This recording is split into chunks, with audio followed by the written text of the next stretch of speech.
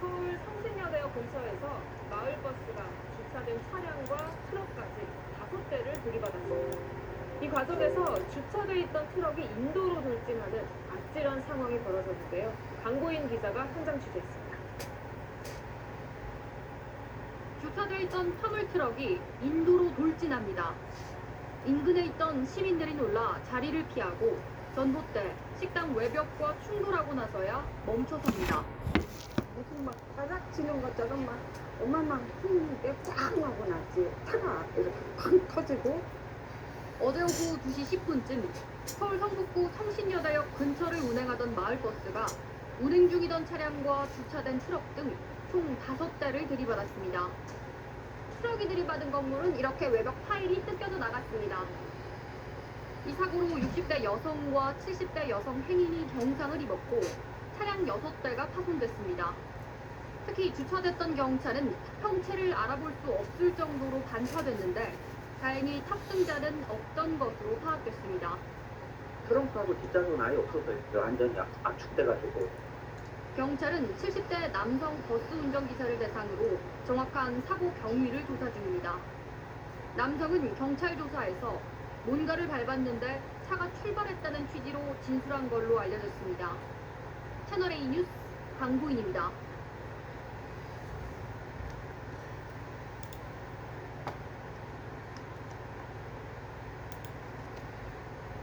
어젯밤 서울의 한 교차로에서 마을버스와 택시가 정면 충돌해 5명이 다쳤습니다. 대구의 섬유 공장에선 불이 났습니다. 밤사이 사건 사고 오유림 기자가 보도합니다. 교차로를 달리던 마을버스가 마주오던 택시와 충돌합니다. 이 사고 충격으로 마을버스는 인도를 타고 넘어가 약국을 그대로 들이받았습니다. 기다리는데 하고 일로 방향을 타고 오더라고 무서워가지고 막 도망쳤어요. 어젯밤 11시쯤 서울 금천구 시흥 사거리에서 직진하던 마을버스와 좌회전하던 택시가 부딪혔습니다.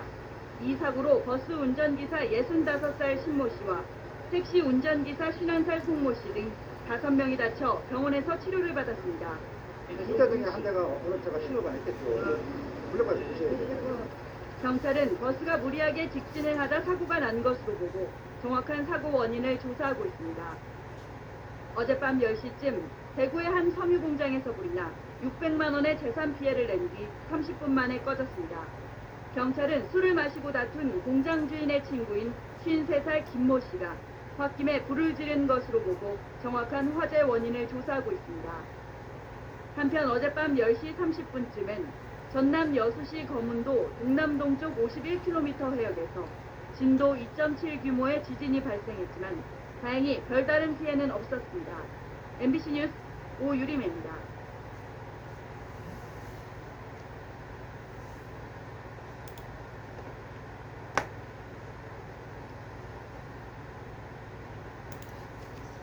어젯밤 서울에서 시내버스와 승합차가 정면으로 충돌해 여러 명이 다치는 사고가 발생했습니다. 화물차가 택시를 들이받는 사고도 있었습니다.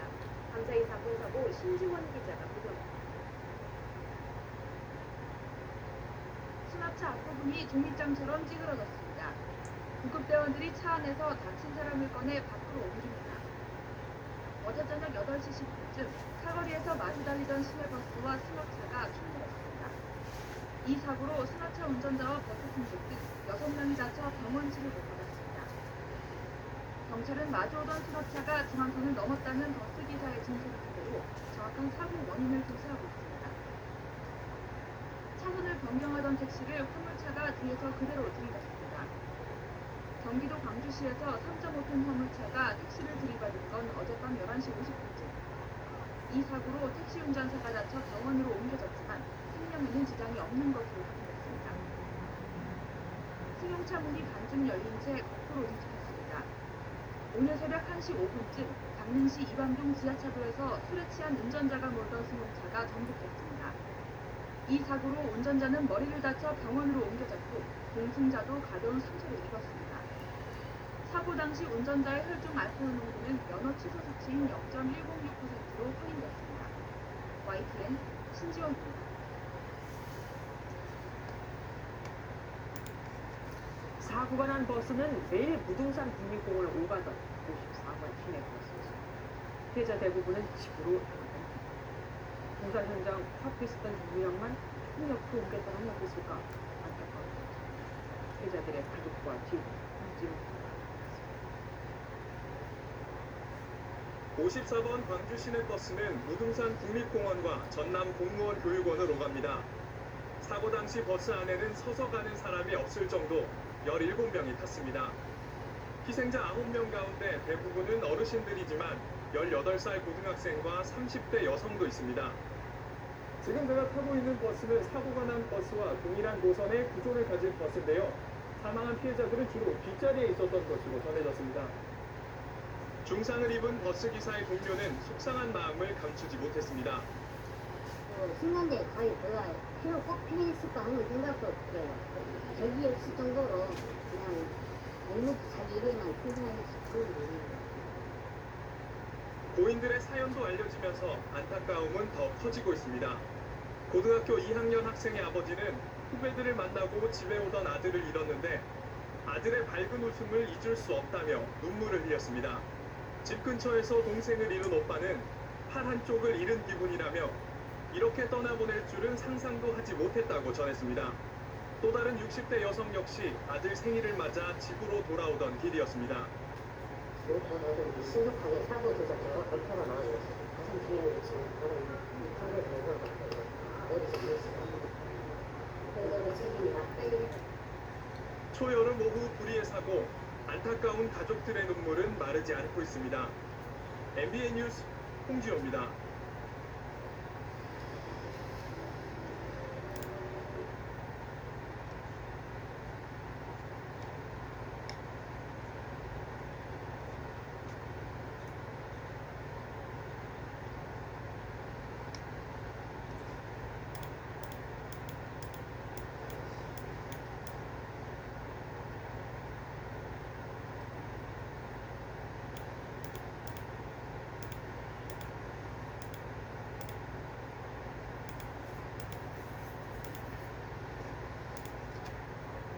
오늘 오전 창원에서 학생들을 가득 태우고 달리던 마을버스가 전복돼 승객 20여 명이 다치는 아찔한 사고가 있었습니다.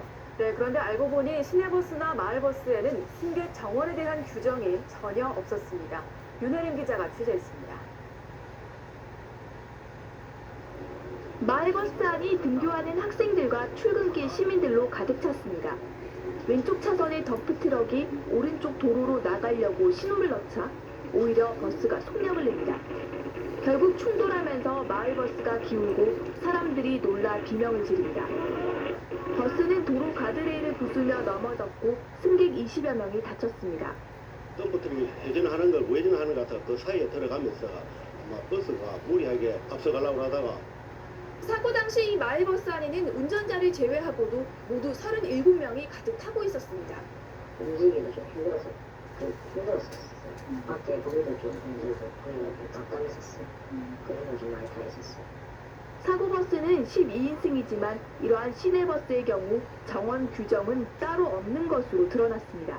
등교할 때는 몇 사람 시야가 가면 그런지. 특히 도심 외곽으로 운행하는 마을버스나 시내버스의 경우 과속 운행도 많다 보니 법의 맹점 속에 이 같은 사고가 언제 또다시 발생할지 모를 일입니다. KNN 윤혜림입니다.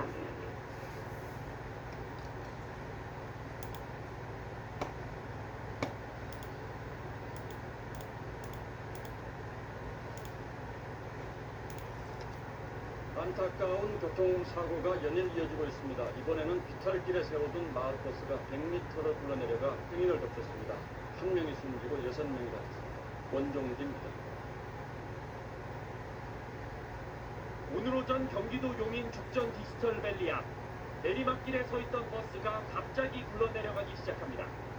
잠시 운전석을 벗어나 버스 바깥에서 휴대전화를 보던 기사가 황급하게 쫓아가 보지만 소용이 없습니다. 버스 안 승객은 다급히 뛰어내리고 가속도가 붙은 버스는 가로수들을 들이받고 행인들에게 돌진합니다. 불과 20초도 안 되는 짧은 시간에 벌어진 일입니다. 한참을 굴러내려온 버스는 이곳에서 점심을 먹으러 나온 직장인 5명을 덮친 뒤에도 계속해서 내려갔습니다. 100여 미터를 더 굴러내려간 버스는 구내식당 앞에 주차된 차량 5대를 들이받고 나서야 멈췄습니다. 우상탕탕 소리가 나가지고 이제 밖에 나와서 봤는데 그 버스는 여기 이렇게 다 부딪히고 저로 옮겨져가지고 이 사고로 직장인 42살의 김모 씨가 숨지고 동료 4명이 다쳤습니다. 버스에서 뛰어내린 승객과 버스와 충돌한 차에 타고 있던 남성도 병원으로 옮겨졌습니다. 버스기사 67살 이모 씨는 폐차하는 지점에 차를 세운 뒤 잠시 용변을 보러 내렸다고 경찰에 진술했습니다. 이제 좀 시동 켜는 상태에서 기어를 이제 등 가운데다 놓고 사이드 브레이크를 완전히 찌우는 것 같지는 않다. 지난달 21일 성남에서도 비탈길에 세워둔 차량이 200여 미터를 굴러 행인을 치는 등 최근 비탈길 주차 사고가 잇따르고 있습니다. SBS 원종진입니다. 어젯밤 고가도로를 올라가던 마을버스가 뒤로 미끄러지면서 5m 아래로 추락했습니다. 운전기사를 포함해 2명이 다쳤고 고가 아래에 있던 차량 한 대도 파손됐습니다. 손형환 기자입니다. 어젯밤 11시 10분쯤 서울 성산 고가도로 홍대 방향 입구입니다. 마을버스 한 대가 천천히 오르막길을 달리다가 갑자기 비상 깜빡이를 켭니다. 그리고는 잠깐 멈추는가 싶더니 뒤로 미끄러지기 시작합니다. 뒤에 오던 또 다른 마을버스가 아슬아슬하게 피해갑니다. 후진하던 버스는 속도가 붙은 채 난간을 들이받은 뒤 5m 아래로 추락합니다. TV를 보고 있다가 갑자기 그냥 팡 소리랑 뭐 무너지는 소리도 나고 버스기사 53살 김모 씨와 승객 26살 이모 씨가 허리 등을 다쳤지만 중상은 아니었습니다. 버스가 고가 밑에 주차돼 있던 빈 승용차 위로 떨어지면서 승용차도 일부 파손됐습니다. 버스회사 측은 자체 조사 결과 운전기사 김 씨의 운전 미숙이 사고 원인으로 추정된다고 주장했습니다. 시간정도가 너희들 시대니까 당황해가지고 브레이크 밟는 게 그걸 생각하려고 그냥 불러버리고. 하지만 운전기사는 사고 직전 계기판 비상등이 깜빡여 비상 깜빡이를 켰다고 말했습니다. 경찰은 차량 결함에 의한 사고일 가능성도 염두에 두고 내일 운전기사 김 씨를 불러 조사할 예정입니다. SBS 손형입니다.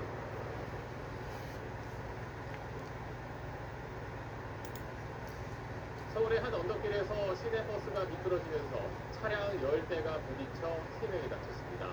사고가 난 곳은 학교와 어린이 보호구역이었습니다. 경찰은 버스기사가 수동 기어를 잘못 조작해서 사고가 난 걸로 보고 있습니다. 현광현입니다. 서울 종로구의 한 도로, 언덕 위에 버스가 멈춰있고 뒤에 차들이 서 있습니다. 그런데 갑자기 버스가 밀려 내려오기 시작합니다.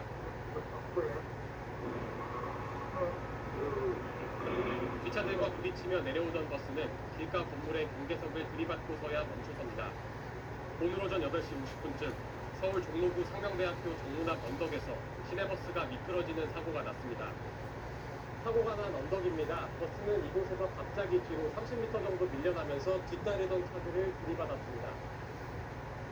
버스를 포함해 차량 10대가 추돌했고 택시기사 등 3명이 가벼운 부상을 입었습니다.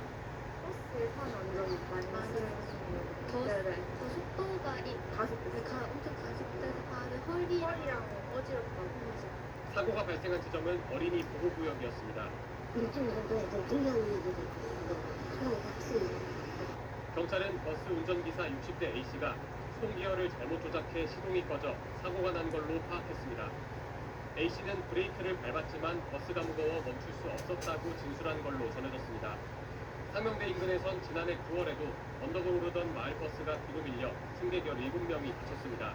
언덕에서 정차했다가 출발할 때 사람이 많이 타면 뒤로 밀릴 가능성이 있기 때문에 횡단보도나 아니면 그 과속 방지법 또 정류장 정차해서 올라갈 수 있는 요소를 최소화시켜주는 노력. 정차하면 자동으로 이중 제동 기능이 작동되는 장치를 설치하는 것도 사고 예방에 도움이 된다고 전문가들은 조언합니다. SBS 현광현입니다.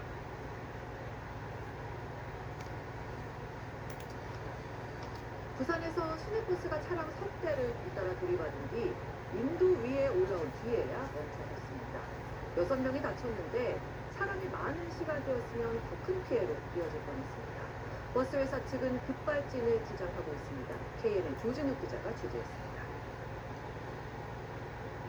1차로를 달리던 시내버스가 3차로로 옮기더니 속도를 줄이지 못하고 멈춰있던 택시를 들이받습니다. 사고 뒤에도 달리던 버스는 이번엔 중앙선까지 넘어 1톤 트럭과 부딪힙니다. 그렇게 30m 정도 1톤 트럭을 밀고 간 버스는 승용차까지 들이받고 인도 위에서 간신히 멈춰섭니다. 오늘 오전 8시 15분쯤 부산 연천동의 사거리에서 시내버스와 트럭 등 4중 교통사고가 났습니다. 팡 해가지고 우리 직원들이 놀래서 이렇게 뛰쳐나가는 상황이었고요. 사람들도 이게 그때 당황해가지고 뛰어와가지고 구조하는 그런 부분도 있었습니다. 트럭에 있던 5, 60대 2명이 크게 다쳤고 택시와 버스 승객 등 4명도 병원으로 이송됐습니다. 주말 이른 시간이라 건널목과 인도에 사람이 없었던 게 천만 다행입니다. 사고 현장입니다. 사고 차량은 이렇게 90도로 꺾여 있는 모습인데요. 당시 충격이 얼마나 상당했음을 확인할 수 있는 대목입니다. 사고 버스는 운행을 시작한 지 2년도 안 된 전기버스로 일주일 전 정비를 받았습니다. 버스 회사 측은 정비 당시 브레이크에 이상이 없었지만 오늘 갑자기 브레이크가 되지 않고 택시 추돌 이후에도 속도가 빨라졌다며 급발진이라는 주장입니다. 그 전 정류장까지 별 문제 없었고 계속 그 기사님 그 얘기 하셨어요. 차 이상하다. 차 이상하다. 제가 느끼기에 그때부터 속도가 조금 빨라졌던 것 같아요. 경찰은 시내버스 블랙박스와 차량 운행 기록 장치 등을 토대로 급발진 여부 등을 조사할 계획입니다. KNN 조준욱입니다.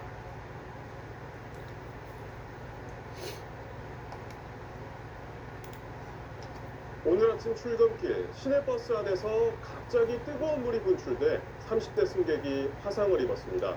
난방장치에 냉각수가 터진 건데 버스 회사는 정확한 사고 원인을 조사하고 있습니다. 동은영 기자가 보도합니다. 시내버스 한 대가 도로 한편에 멈춰 있고 소방대원 여러 명이 버스 내부를 살펴봅니다. 버스 바닥과 도로엔 초록색 액체가 흘러내렸습니다. 오늘 아침 6시 40분쯤 서울 용산구 삼각지역 인근에서 달리던 시내버스의 히터 호스가 터졌습니다. 이 사고로 뜨거운 물이 흘러나와 30대 남성이 다리에 화상을 입었습니다. 동아리 쪽에 좀 졌다가 뜨거운 김 같은 거 연기도 나고. 사고 버스는 지난 2022년 1월에 출고된 전기차로 오늘 아침 날씨가 쌀쌀해지자 히터를 틀었던 걸로 확인됐습니다. 버스 내부엔 배터리나 모터열을 식히기 위해 냉각수를 흘려보내는 냉각 호스와 따뜻한 바람이 나오도록 뜨거운 물이 흐르는 히터 호스가 있는데 뒤쪽 바닥에 있던 히터 호스가 갑자기 터지면서 60도 정도의 뜨거운 물이 분출된 겁니다. 히터가 돌아가서 소리 여기 계단 따지물이 따뜻한 바람이 나올 거 아니에요. 냉각수에 후생을 하거든요. 그 부분에서 살짝으로 피해 남성은 곧바로 병원으로 옮겨져 치료를 받았는데 크게 다치지는 않은 걸로 전해졌습니다. 하지만 버스가 멈춰서고 승객들이 다른 버스로 갈아타면서 한때 출근길 혼란이 빚어졌습니다. 업체는 사고 원인을 파악하는 대로 국토부 등 유관기관에 보고할 예정입니다. SBS 동은영입니다. 안녕하세요. SBS 사공성관입니다. 더 많은 기사와 라이브 이벤트까지 받아보시려면 오른쪽에 보이는 구독 버튼 꼭 눌러주시면 됩니다. 고맙습니다.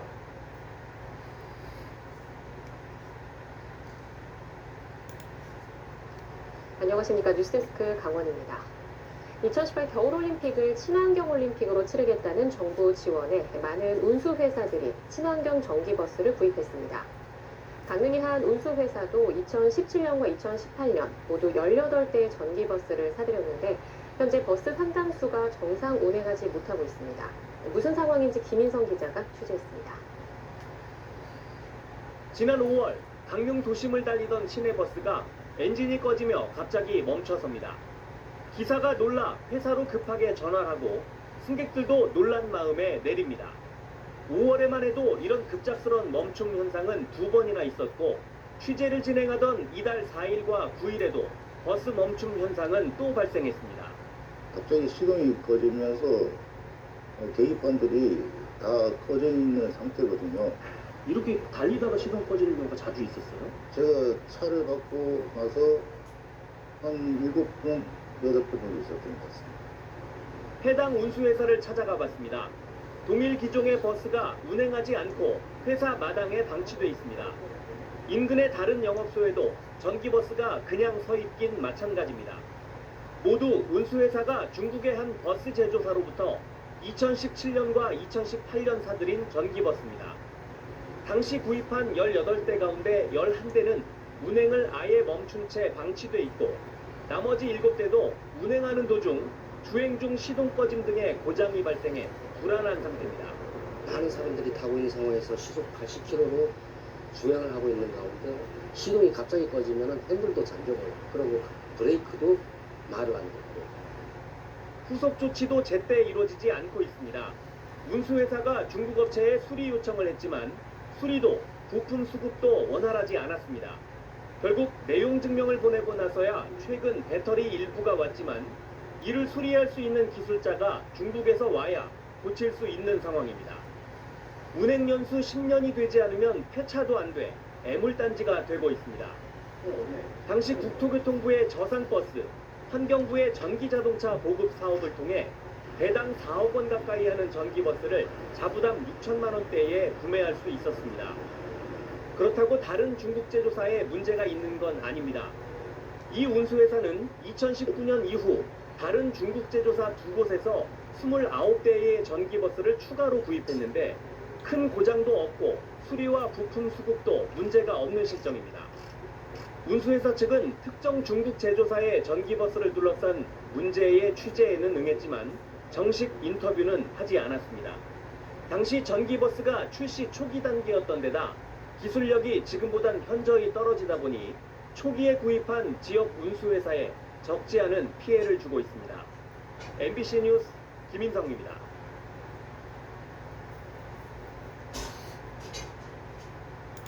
강릉 녹색도시 체험센터에서 관람객들을 태워 경포 일대를 운행하던 전기버스가 몇 달째 방치되어 있습니다. 버스가 고장났기 때문인데 수리는 하지 못하고 있습니다. 어떤 사정인지 이용 기자가 취재했습니다. 강릉 녹색도시 체험센터 이젠 뒤편의 공터 버스 한 대가 덩그러니 방치되어 있습니다.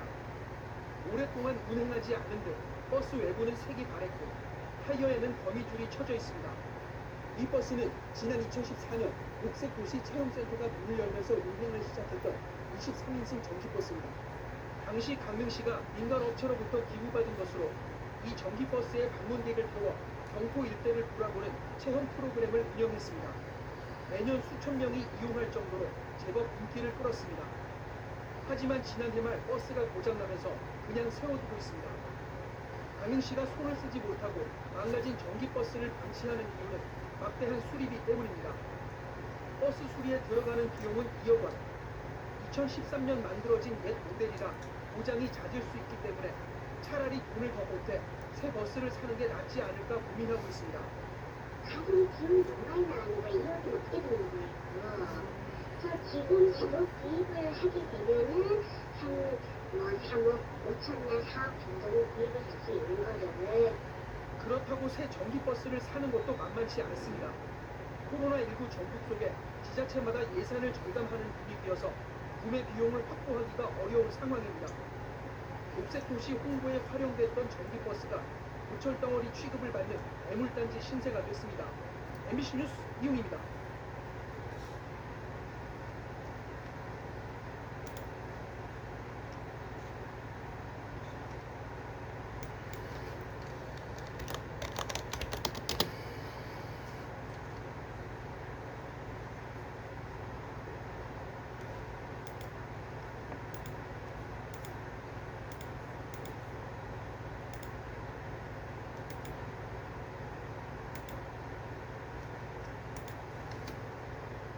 버스가 정류장에 서 있던 택시와 다른 버스를 잇따라서 들이받았습니다. 버스 승객들의 몸이 공중에 뜰 정도로 충격이 컸습니다. 이준성 기자입니다. 정류장에서 귀갓길 버스에 올라타는 승객들. 자리에 앉으려는 순간 큰 충격과 함께 갑자기 버스가 크게 흔들리고 일부 승객은 공중으로 몸이 붕 뜬 뒤 바닥에 쓰러집니다. 버스 밖 정류장에 있던 시민들도 허겁지겁 뒷걸음질을 칩니다. 어젯밤 10시 40분쯤 서울 지하철 당산역 근처 버스 정류장에서 시내버스가 돌진한 겁니다.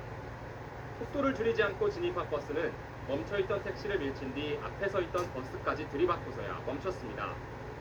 무너지는 줄 알았다. 그 정도로 소리가 컸어요. 이 소리가 안 들리니까 브레이크 잡는 소리가 안 들렸어요. 이 사고로 버스 승객 등 현장에 있던 시민 19명이 다쳤지만 다행히 경상에 그쳤습니다. 운전자는 경찰 조사에서 브레이크가 작동하지 않았다고 말한 것으로 알려졌습니다. 해당 버스는 지난 2020년 이후 수입된 중국산 전기버스입니다.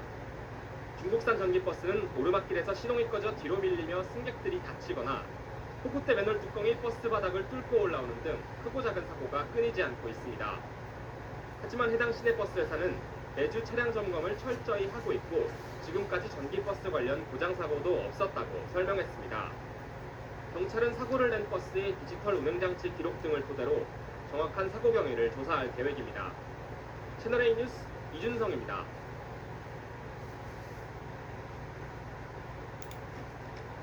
마을버스가 오르막길에서 시동이 꺼지면서 17명을 태우고 뒤로 미끄러졌습니다. 중국산 전기버스였는데요. 버스 기사들은 차량 결함을 버스 제조사에서 운전 미숙을 사고 원인으로 각각 주장하고 있습니다. 이기상 기자입니다. 내리막길 끝 마을버스가 멈춰서 있고 소방대원들이 부상자를 응급 처치합니다. 버스와 주택 감사에 끼어있는 SUV 차량은 앞부분이 심하게 찌그러져 있습니다. 어제 저녁 7시쯤 서울 홍지동에서 발생한 사고입니다. 마을버스는 가파른 언덕을 오르던 중 뒤로 10여 미터를 밀려 내려간 뒤 이곳까지 내려와 주차된 차량과 부딪혔습니다. 버스는 차량 2대와 충돌한 뒤 막다른 곳에서 멈춰섰고 버스에 타고 있던 승객 17명이 다쳤습니다. 갑자기 일찍 왔을 때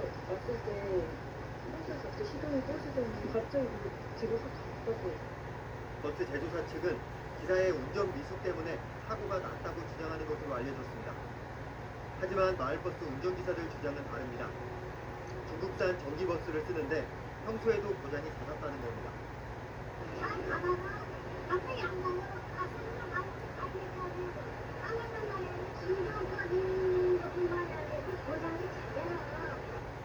국내 전기버스 40%가 중국산인 가운데 품질과 안전성 논란은 계속 불거지고 있습니다. 지난달 태풍 카눈 북상 때 경남 창원에서 맨홀 뚜껑이 솟구쳐 바닥을 뚫고 올라온 사건이 있었는데 이 역시도 플라스틱 바닥재를 쓴 중국산 전기버스였습니다. 경찰은 이번에 사고가 난 마을버스 블랙박스 영상 등을 토대로 정확한 사고 원인을 조사하고 있습니다. 채널A 뉴스 이기상입니다.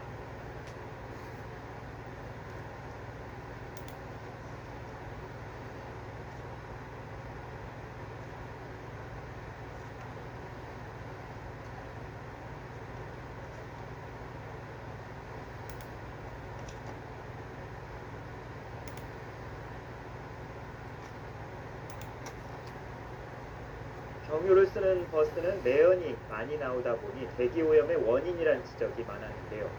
제주 지역에 올해 말부터 전기버스가 도입되는데 앞으로 풀어야 할 과제는 무엇인지 박주연 기자가 취재했습니다. 경북 포항시가 재작년 도입한 전기버스입니다. 현재 2대가 시범 운영 중이고 올해는 20대가 도입될 예정입니다. 정류장에서 덮개를 열고 배터리를 교체하는 데 걸리는 시간은 40초. 한 번 충전하면 최대 150km를 달릴 수 있고 연료비는 일반 버스의 3분의 1입니다. 잠은 먹고 소음이 없고 조용하니 좋아요. 올해 말쯤 제주에서 처음으로 전기버스 49대가 운행을 시작할 예정입니다.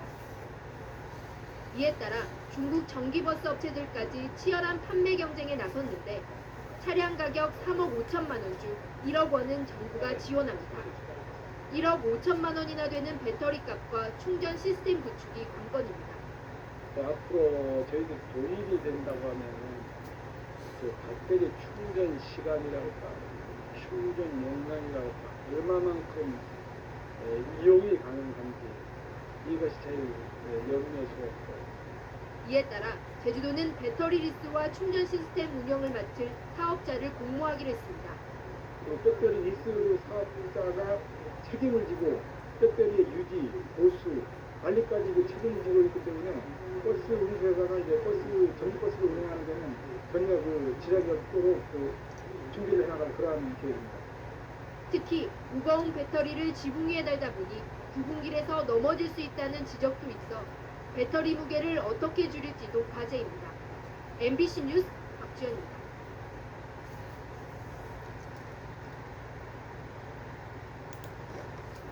전기차의 모든 것을 한자리에서 볼 수 있는 국제 전기자동차 엑스포가 일주일 앞으로 다가왔습니다. 엑스포 개막을 앞두고 다양한 전기차종이 참가한 거리 퍼레이드가 펼쳐졌습니다. 권혁태 기자가 보도합니다. 광장을 메운 자동차들. 현재 우리나라에서 운행하고 있는 모든 종류의 전기차들이 한자리에 모였습니다.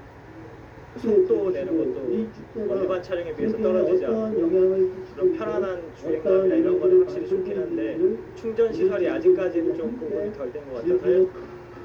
전기차 특유의 조용함 속에 시작된 거리 퍼레이드. 100대가 넘는 전기차 행렬 가운데 눈에 띄는 건 올해 처음 공개된 전기 버스입니다. 한 대 가격이 3억 5천만 원을 넘는 이 버스는 다음 달부터 서귀포 지역에서 7대가 실제 운행을 시작합니다. 전기 택시와 전기 화물차 등 점차 실생활과 가까워지고 있는 다양한 전기 자동차들도 함께 주행에 나섰습니다. 제주도가 이제 전기 자동차의 허브로서 또 세계 환경 수도로 가는데 이제 새로운 전기 자동차의 대중화 시대를 여는 그런 퍼레이드로 보시면 되겠습니다. 거리 퍼레이드로 시작된 제3회 국제 전기차 엑스포는 오는 18일 개막식을 시작으로 일주일 동안 행사장인 제주 국제 컨벤션 센터를 다양한 전시와 프로그램으로 채울 예정입니다. MBC 뉴스 권혁태입니다.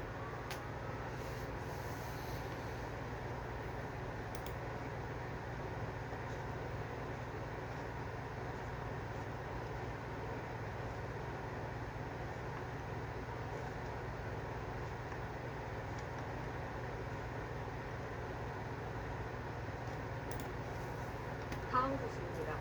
60, 70대 어르신들을 태운 버스가 도로 아래 논으로 떨어지면서 반 명이 숨지고 11명이 다쳤습니다. 새벽 시간에 안개가 짙게 꼈었고 대부분 안전벨트를 매지 않았어서 피해가 컸습니다. KBC 김재만 기자입니다. 논바닥 이곳저곳에 모자와 옷까지 작업도구 등이 흩어져 있습니다. 차량에서 떨어져 나간 유리창은 형체를 알아볼 수 없이 완전히 부서졌습니다. 오늘 아침 6시쯤 전북 고창군 대산면의 한 도로에서 미니버스가 논으로 추락했습니다. 내국인과 외국인 등 12명을 태운 미니버스가 2.5m 높이의 논바닥 아래로 굴러떨어졌습니다. 이 사고로 베트남 국적의 여성 한 명이 숨졌고 나머지 11명은 부상을 입고 병원으로 옮겨져 치료를 받았습니다. 이들은 전남 영광군과 전북 고창군 주민들로 양파 파종 작업을 위해 이동 중이었으며 대부분 안전벨트를 매지 않은 상태였습니다. 사고가 난 도로는 내리막 끝에 급회전 구간이 이어져 평소에도 추락사고가 잦은 지역이었습니다. 소국길에 내리막길이고 여기가 한 4, 5m 되는데 높이가 그 일로 사고가 1년이면 두 번 들어가고 막 자주 나는데 여기가 사고가 난 시간에는 짙은 안개까지 깔려 있었던 것으로 알려졌습니다. 아침에 안개가 엄청 많이 꼈었거든요. 새벽쯤이어가지고 좀 어두컴컴했고요. 경찰은 음주운전은 아닌 것으로 확인됐다며 운전자 등을 상대로 정확한 사고 원인을 조사할 방침입니다. KBC 김재현입니다.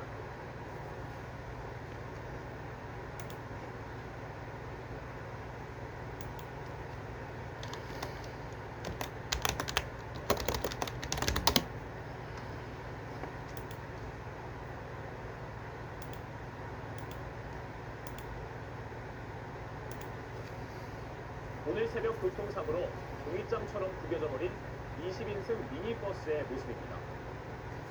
이 버스 안에는 양파 파종 작업을 위해 이동 중이던 주민 12명이 타고 있었는데요.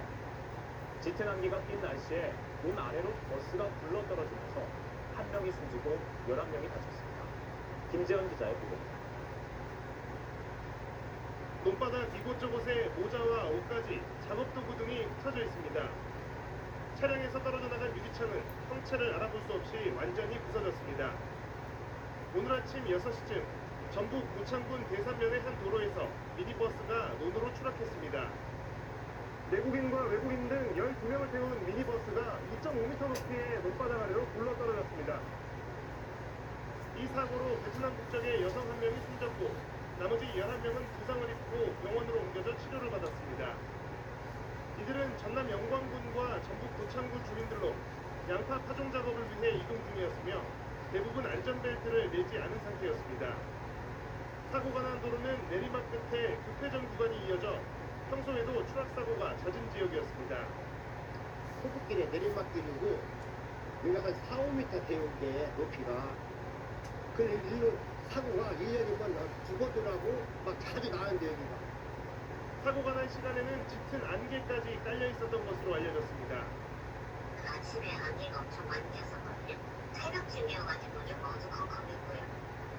경찰은 음주운전은 아닌 것으로 확인됐다며 운전자 등을 상대로 정확한 사고 원인을 조사할 방침입니다. KBC 김재현입니다.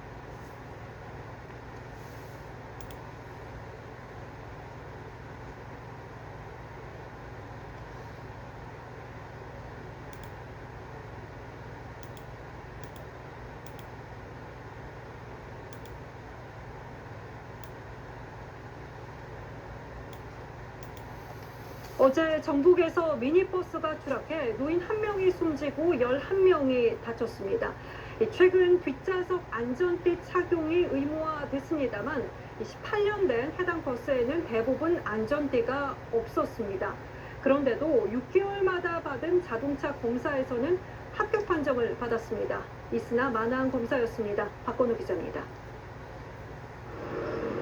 미니버스가 종이장처럼 굳어졌습니다. 양파 농장에 일하러 가던 노인 12명이 숨지거나 다쳤습니다. 버스가 추락하며 뒤집혔는데 탑승자 대부분이 안전띠를 매지 않아 피해가 컸습니다. 사고가 난 미니버스는 17인승이지만 앞쪽 좌석 5개를 제외한 나머지 좌석에는 안전띠 장비가 아예 없었습니다. 뒷자리에 안전띠를 장착하지 않는 것은 도로교통법 위반입니다.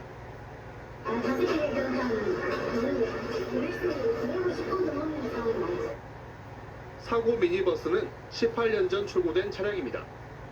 그동안 6개월 단위로 자동차 정기검사를 받았지만 뒷좌석에 안전띠가 없이도 계속 합격 판정을 받았습니다. 검사를 대행한 공업사가 뒷자리까지 확인하지 않았습니다. 길잖아요. 차가 앞에 달려있는 거 확인되면 그냥 좋거든요. 지금 확인을 못했어요. 경찰 조사 결과 사고 버스 소유자 60살 전모 씨는 자가용으로 차량을 등록했습니다.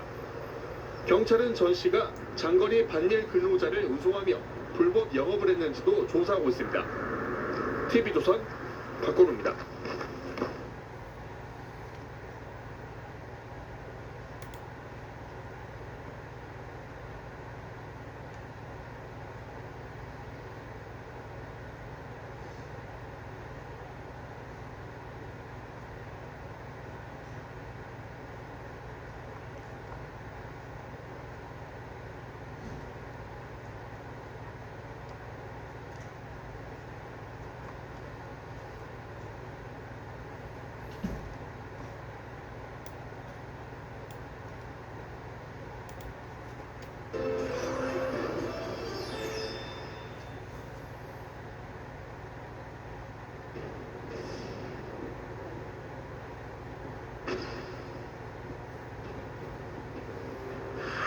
완전 다 밀고 들어가고 아예 시동도 못하고 차도 아예 끈적도 못하고 시동도 못하고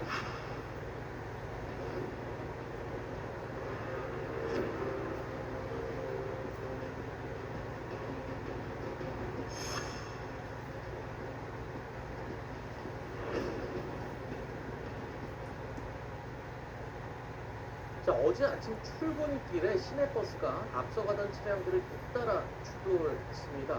버스 승객 등 14명이 다쳤는데요.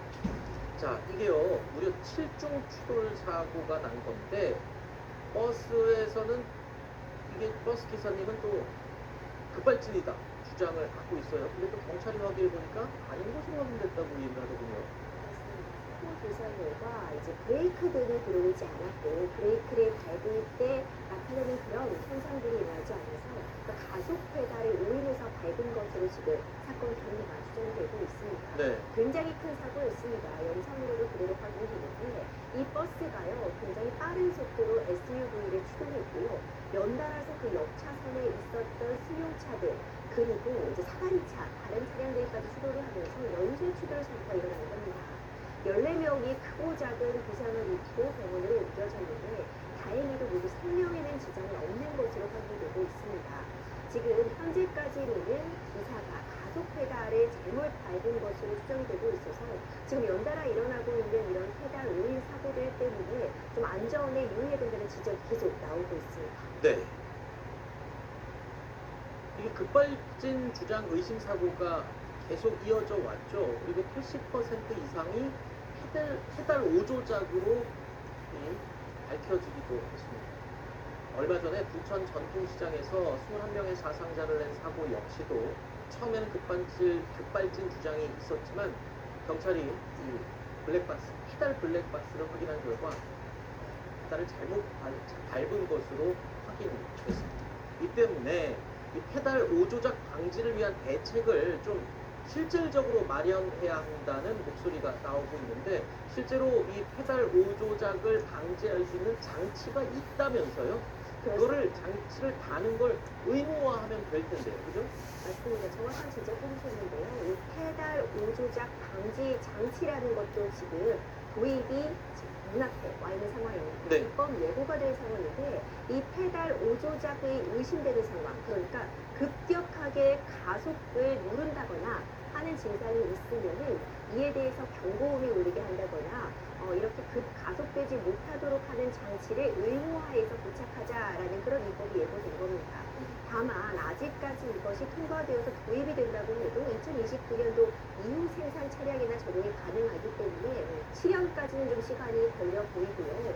지금 급발진, 급가속이 의심되는 그런 차량들에 대한 국과수 분석 결과를 보면 84%가량은 페달 오조작이었던 것으로 확인이 되고 있습니다. 네. 즉, 이 페달 오조작을 방지하기 위한 그런 조치를 단순히 어떤 브레이크에 CCTV를 달아둔다, 블랙박스를 달아둔다 해서 그치지 않고 이런 실질적인 대책이 되는 그런 제도들, 빠른 도입 필요해 보입니다. 알겠습니다. 이게 페달 오조작 방지 장치가요. RPM이 돌아가는 것을 제한하는 장치라고 해서 저는 혹시 차량 운행을 하는데 그럼 속도 추월할 때 또 내야 되는데 이런 게 지장이 있지 않나 하면 찾아봤더니요. 그거하고는 전혀 상관없답니다. 자동차 성능과는 아무 상관이 없고 페달 오조작, 급발진처럼 잘못 조작하는 거로 의심될 때 컴퓨터가 제어해서 그때만 작동하는 장치라고 그렇게 확인이 됐습니다.